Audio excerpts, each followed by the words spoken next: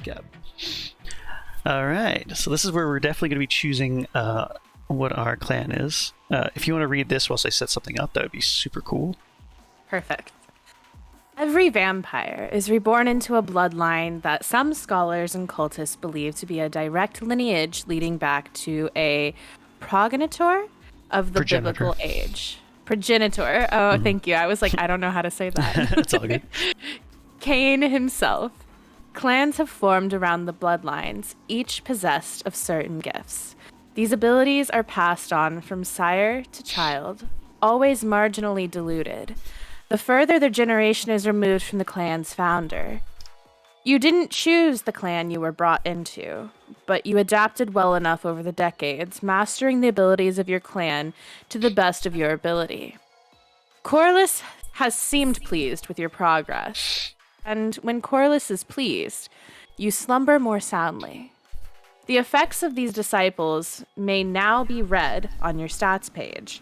If you are unfamiliar with the vampire the Masquerade, you may want to examine them before making your choice below.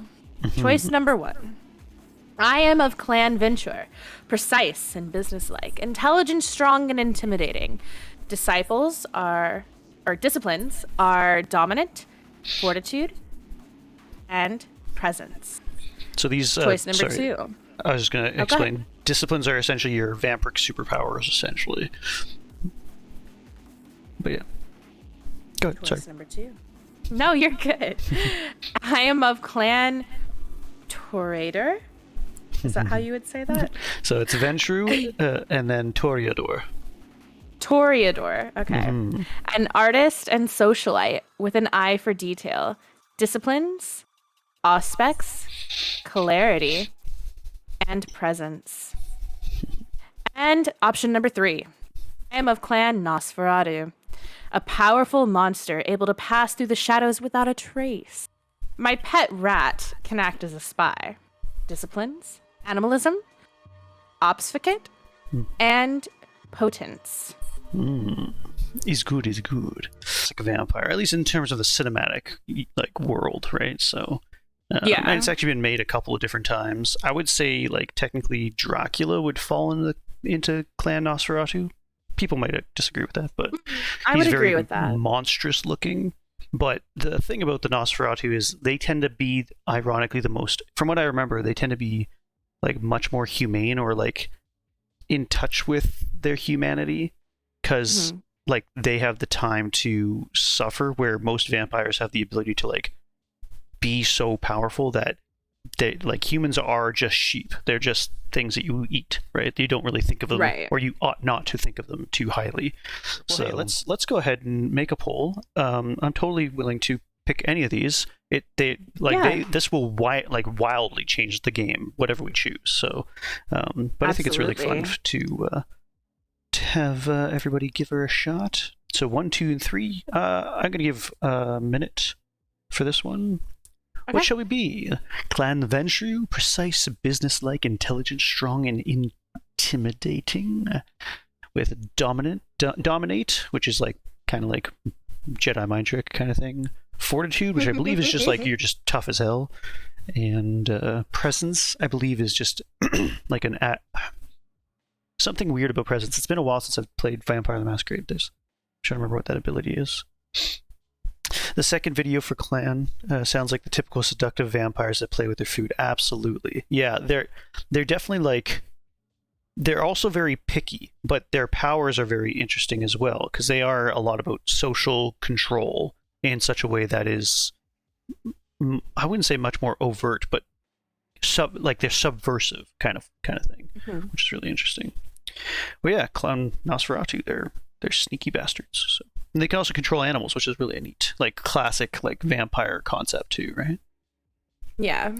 I'll vote after. The Masquerade blood hunt game, you shoot bats out, and it tells you where the enemies are within a certain range of those bats. It's actually pretty cool. That's okay, Grace, if you want to vote. I know which one I would pick. So.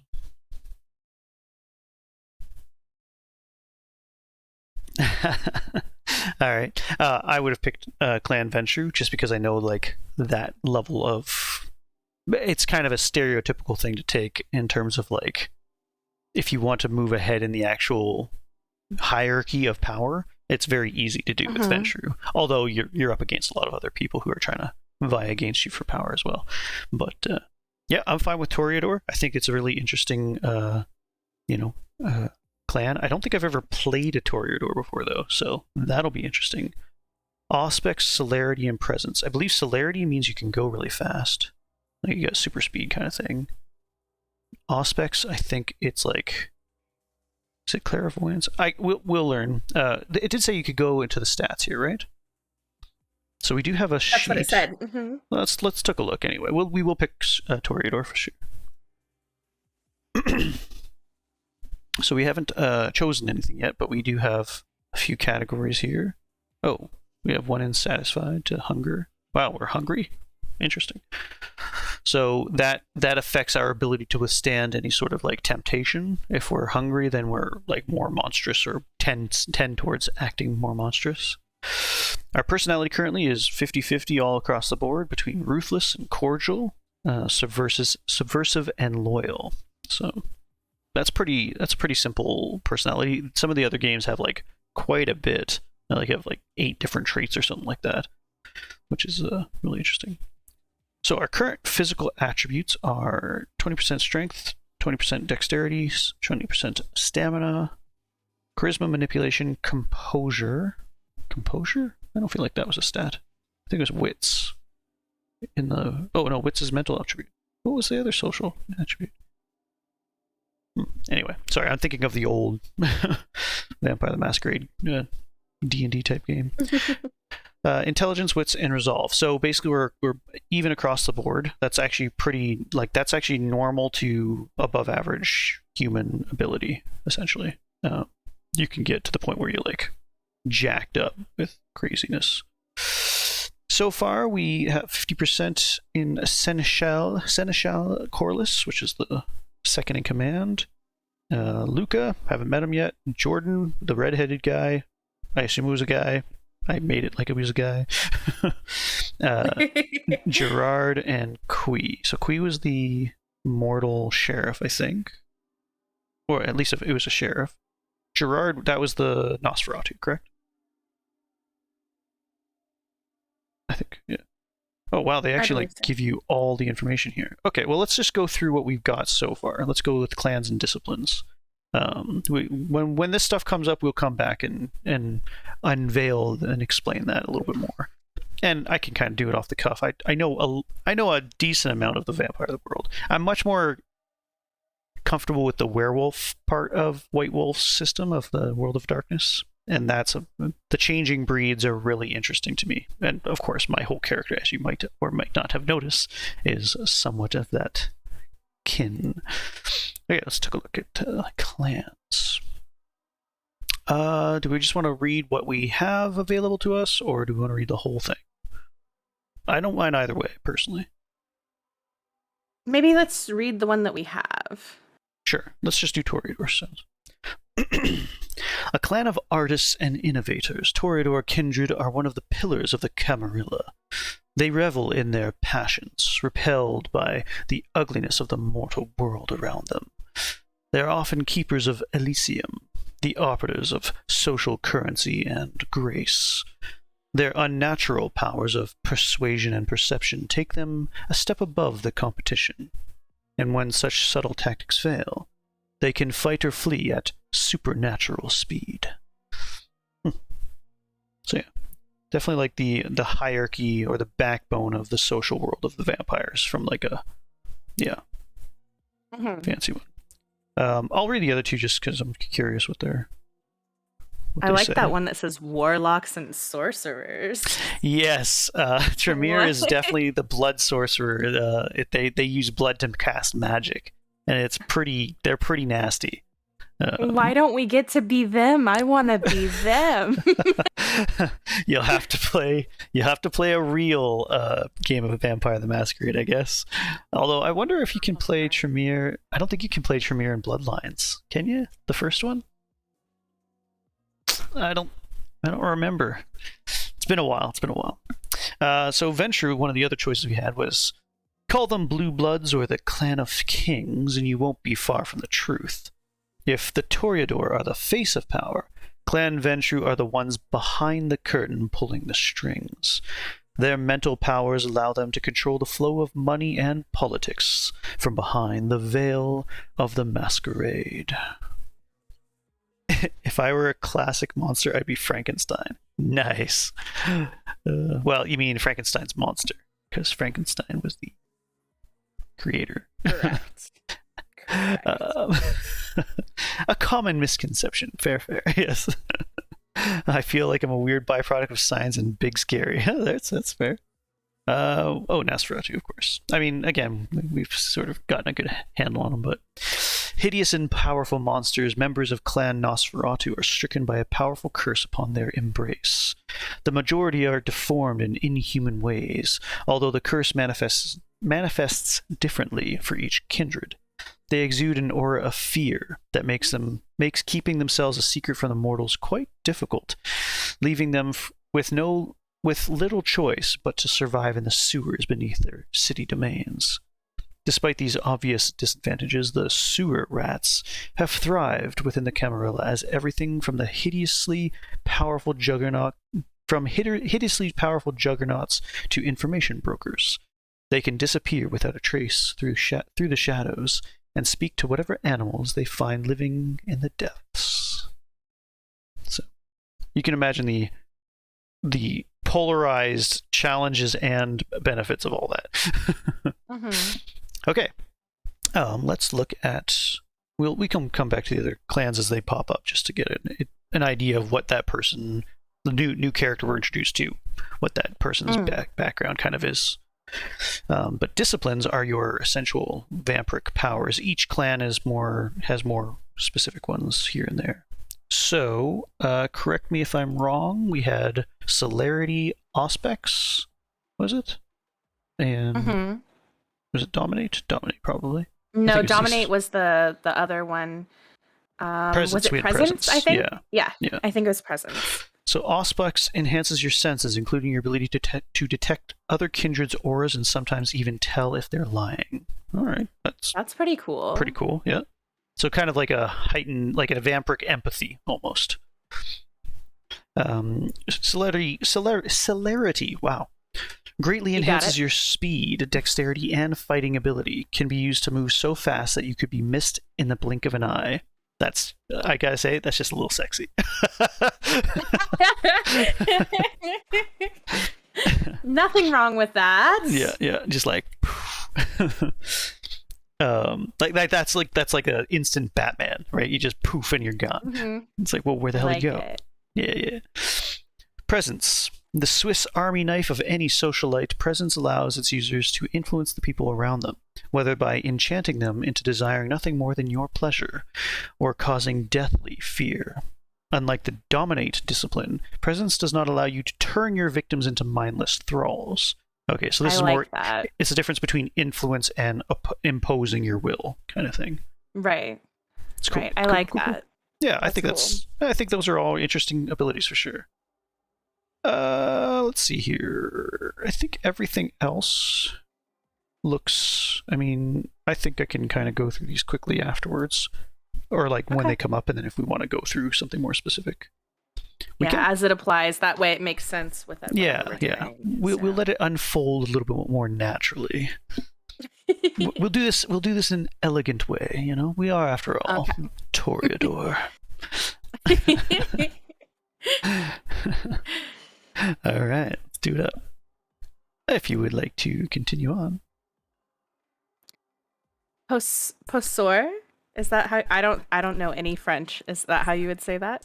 I was thinking poser, but is that what... Oh, I guess, okay. I don't know if that's actually how you say it. It would make sense, like poseur. Yeah. Degenerate, artiste. You've heard all of the slurs over the years, and they might have even bothered you, had they been coming from a kindred with some semblance of class.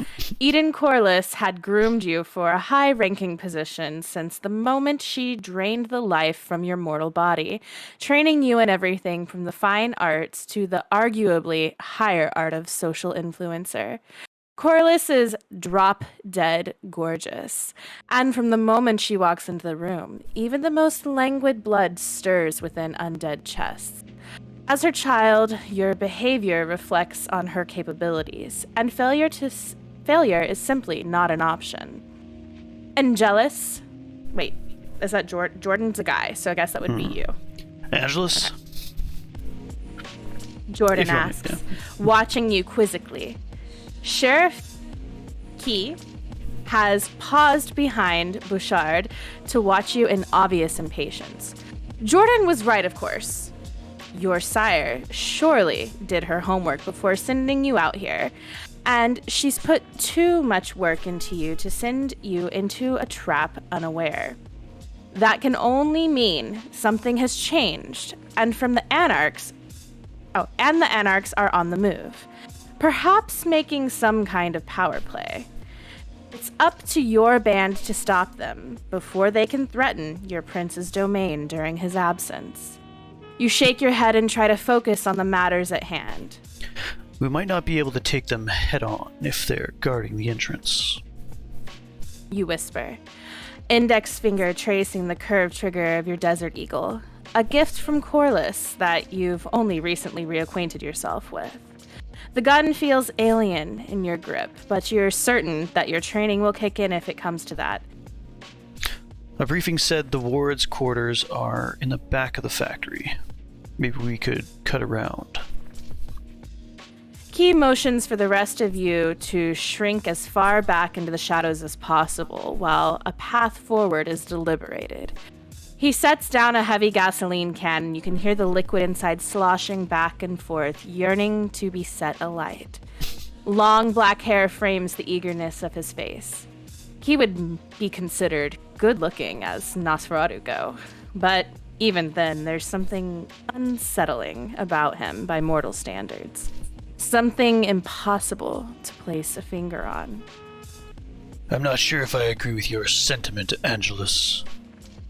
He says, There are a dozen of us, plus our mercenaries, and there should be less than 6 of them, even the worst case scenario, sentries or no. He says, lips pursed thinly in thought. But you're right, we might be better served taking an alternate route.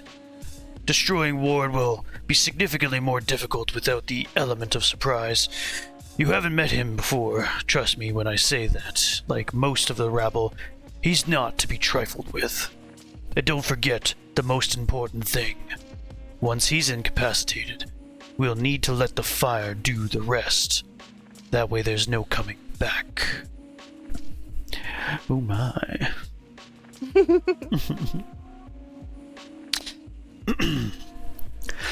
I'll take this one. Okay. Once the sheriff has finished speaking, one of your party pushes forward from behind to address you. Apparently, I'm not taking this one. It's Luca. It's Luca, moonlight glitting off inquisitive eyes narrowed with worry. The elder child of Corliss, she's recently returned from overseas where she managed your mutual sire's business interests.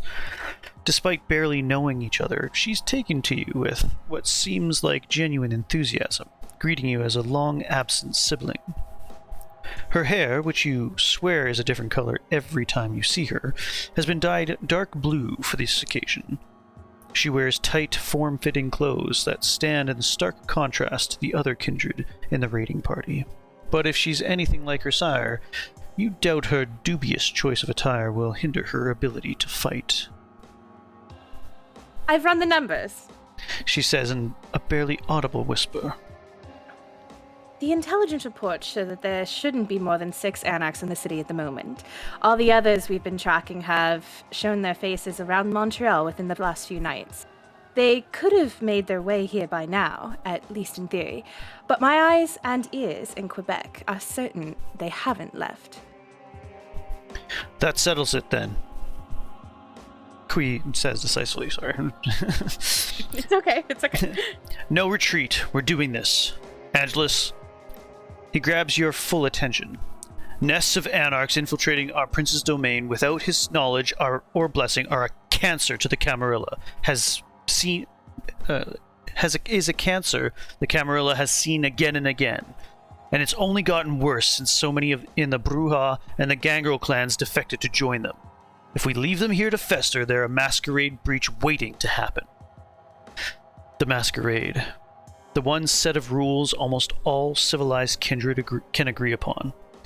Mortals can never be allowed to learn about the supernatural reality that encircles them. Nothing is more important to a vampire in modern nights. Of course, such widespread deception is impossible to maintain constantly, and the occasional breach has led to the rise of professional vampire hunters and secretive government agencies allied into a second Inquisition, the greatest threat to your kind in centuries. The sheriff gestures toward the building beyond. We're here to take out their leader. Widening our scope to include the other agitators lessens our chances of decapitating. I was thinking incapacitating at the same time, so I was like, it wasn't it's a little working. challenging to read sometimes with the letter color in the background, so it's fair. I get fair it. enough. Fair enough.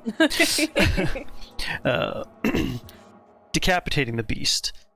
Corliss told me that your input is to be trusted, Angelus, so now's your time to show us what you're made of. What's your read on the situation? So we have choices. Right. Oh, we have lots of choices. Ooh. I like it. Let's let folks jump in on this one, shall we? 1, 2, 3, 4, 5. No worries. Just so she has a minute. I'm going to put 2 minutes on this, and we have lots of choices. All right.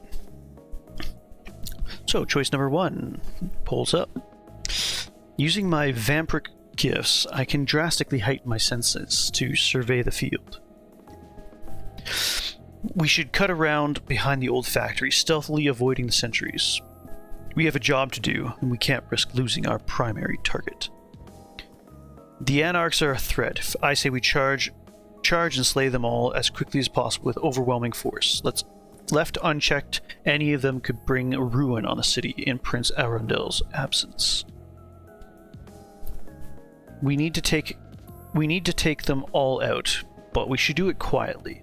I'll risk sneaking ahead of the main forces with Key to take down the sentries in silence before signaling the others forward. Or we need to keep cool heads and remember our mission. We circle around the factory, but we'll do it quickly before Ward has a chance to escape. Alright. I gave you 2 minutes, so welcome back. Thank you.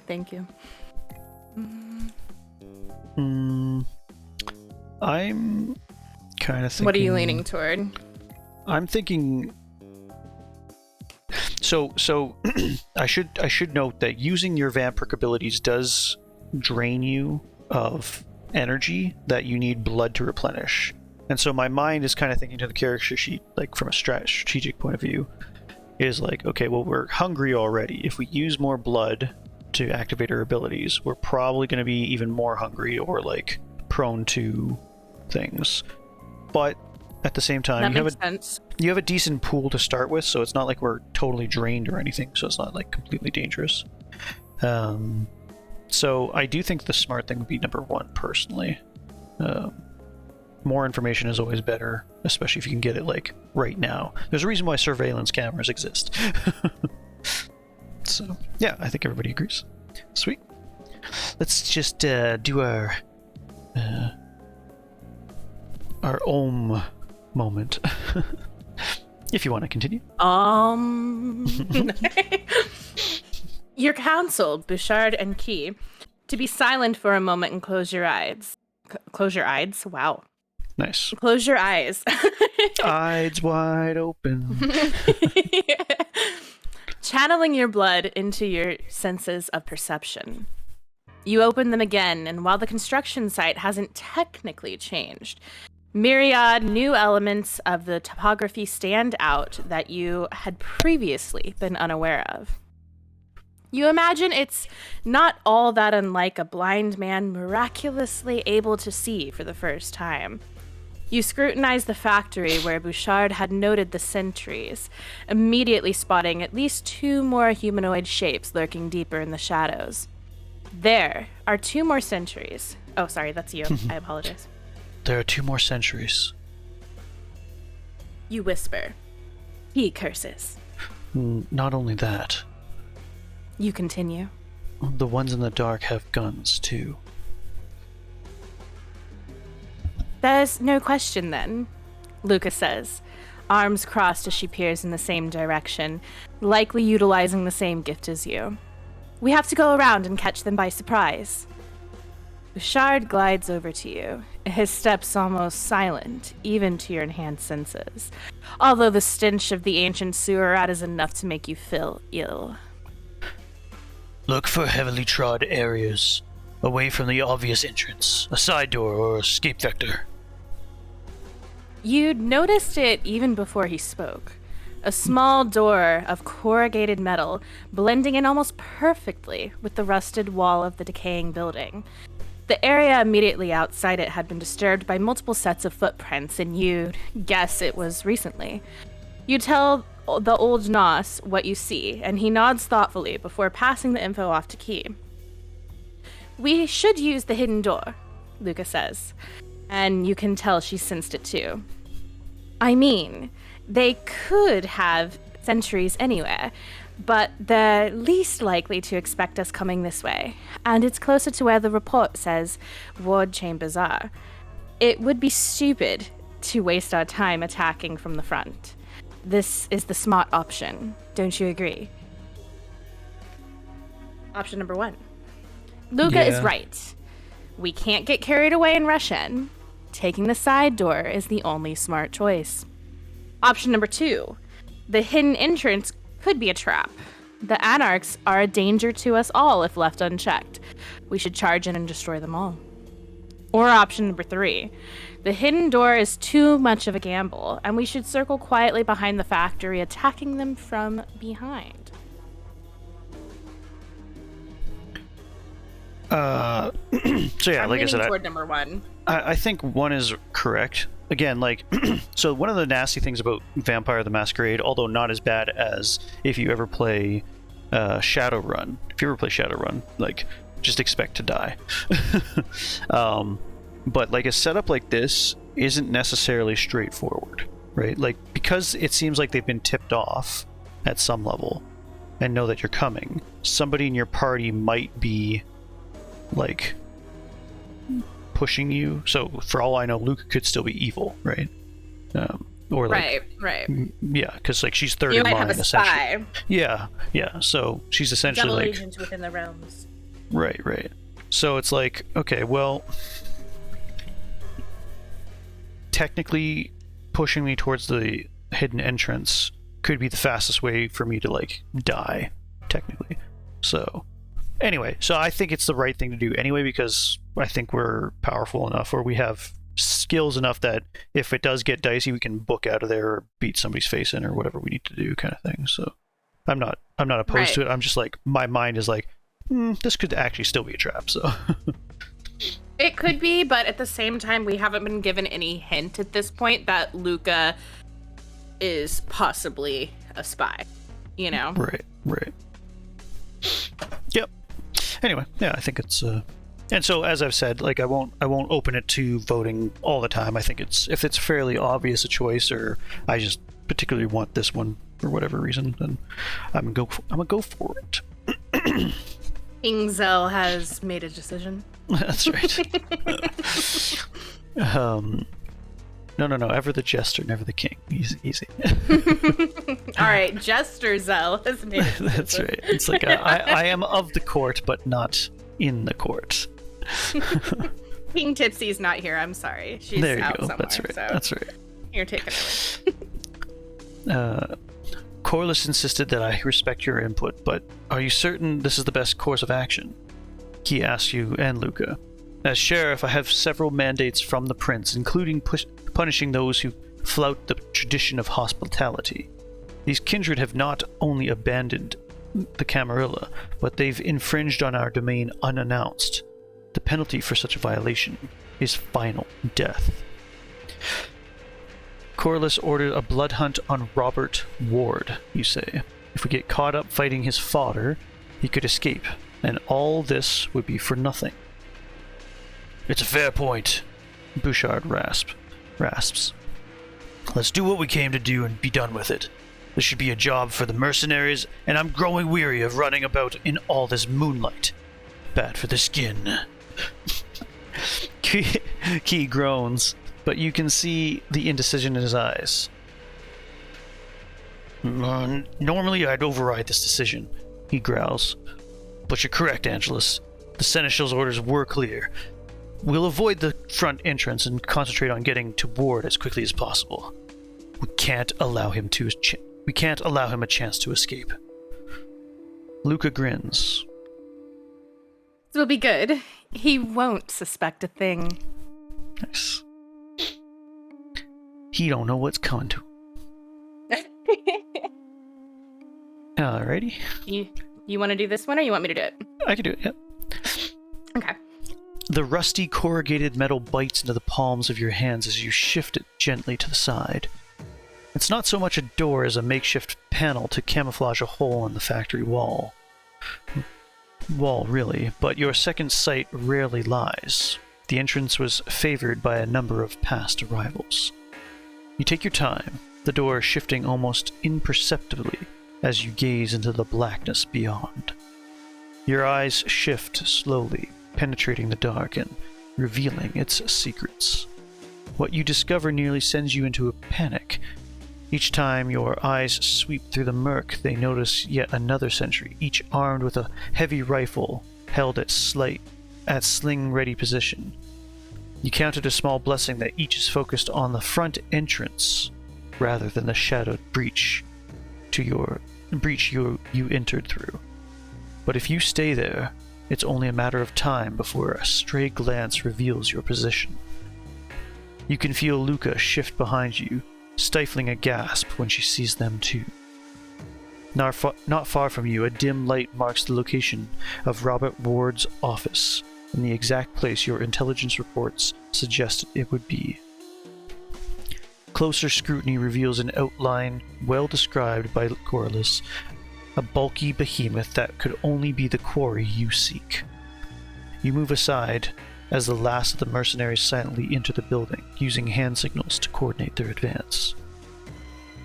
We have to move in, Key whispers low enough that you can barely hear him from a foot away. There's someone approaching us from behind. They were ready for us, you reply, creeping inside at the sheriff's behest. Armed sentries. Key slips past you, creeping through the door alongside Bouchard, with uncanny agility, wearing the shadows like a cloak, as they both target the two guards between your position and Ward's office. Not for the first time, you marvel at the horror's ability to hide in plain sight, although you're hardly envious. Simply imagining your pristine features scarred and peppered with fissures and pustules makes you feel ill. Nonetheless, never let it be said that they aren't good at their work. Bouchard strikes first, covering his victim's mouth with a pallid hand before pulling him into the darkness. Key follows much the same, and in a matter of seconds they appear by your side once again. One side of Key's mouth is quirked up in a smirk. Mortals, he whispers. Most of these sentries are mortal. We have a clear shot to his office now.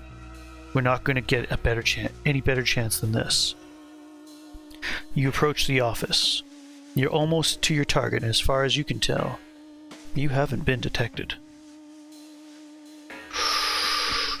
Okay. This might be an interesting one to vote on. I agree. And the first one is a very good question. It's strange that they would have mortals to me. Why have mortals on patrol when he has command over the local anarchs? Did you kill them? So asking what the other guys. Well, Ward just made this easier for us then. Let's go. I don't waste my time with words. Let's end this. Yeah, my initial impression was that Seems strange to me. I don't know.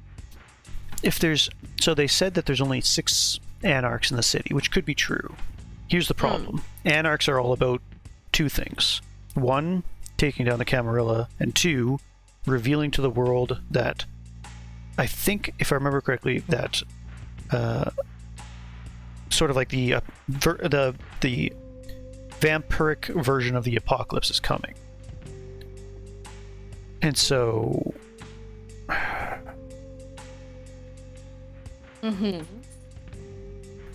the idea of having a bunch of mortals is either as fodder or as, like, eventually creating more vampires, which anarchs are a little anarchistic, obviously. They're a little crazy. So they're not crazy necessarily, but they're rebels, essentially. So their willingness to do stuff outside of the Masquerade makes things a lot more of a risky kind of gamble, essentially. It's a good question to have, but I'm not sure it's really worth, what question, how is that going to, like, bring us some kind of... Unless it's, I don't know, some kind of separate trap, which is why I'm suspicious, but...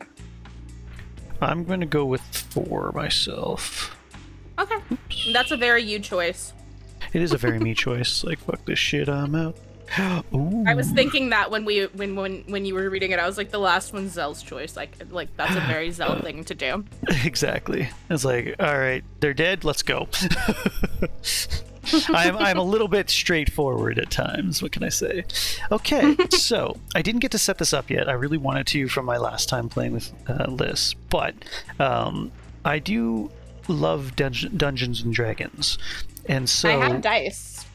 Do you? Yeah, if you want to actually roll. I was going to use the digital ones, but I'm perfectly happy with sharing the burden of fate.